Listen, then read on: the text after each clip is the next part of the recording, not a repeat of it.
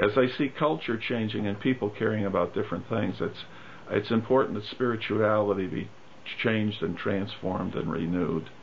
And that's uncomfortable for us to go through that change, but it's necessary.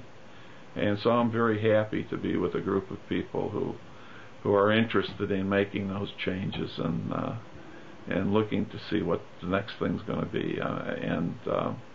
Sometimes we kind of stumble upon it. We may try a dozen or 24 different things before we find the new thing that is meant to be and is going to carry us into the future. But that's when we talk about God's Spirit moving.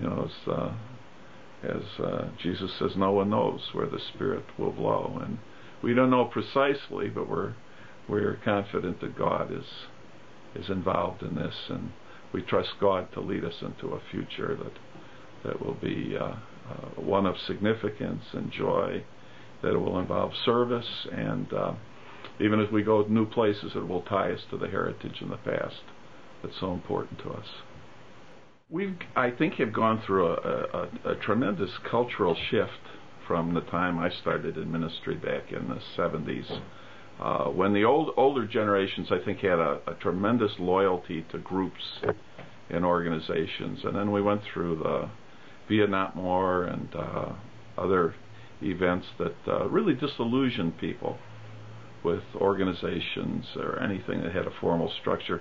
So loyalties, it seems to me now, are much more to causes that people believe in and to smaller clusters of friendships. So I see the church being reorganized around those kinds of patterns.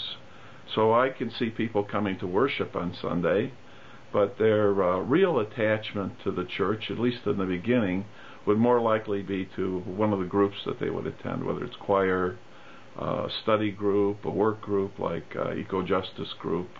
And so I'm seeing us putting more and more energy into helping people find groups and causes that are dear to their heart. So that's a big change from what we used to do. So how would somebody get involved in a group? Well, we have about 4 or 5 groups that I can immediately identify that are somewhat new. We have an eco-justice group. We probably have 20 or 25 people who have committed themselves to making their own lives and also the life of the church more sensitive to the care of the planet. So they spend time studying. They are networked into a group that involves people in a number of organizations and churches in town. They have national connections. They read the media and bring material. And they get together every 3 or 4 weeks, generally spend an hour and a half together. So that would be one group. We have a group that's younger parents, for the most part, or some folks that don't have kids. They come and have supper together on Wednesday nights. And then we provide a supper and child care. And then that gives people maybe an hour and 15 minutes to be together with other people their ages and to talk about how things are going at work, how they're integrating their long-term goals and values with their personal faith and concerns, and also how they're keeping things going in their job. Because it's hard to do. People are having a hard time fitting everything in. And this gives, 12, 15 people will come to this, and this gives them a chance to support and encourage one another. And then out of that we see other things happening. We have some new programs for kids that are emerging because these parents have talked together and have come up with some new ideas.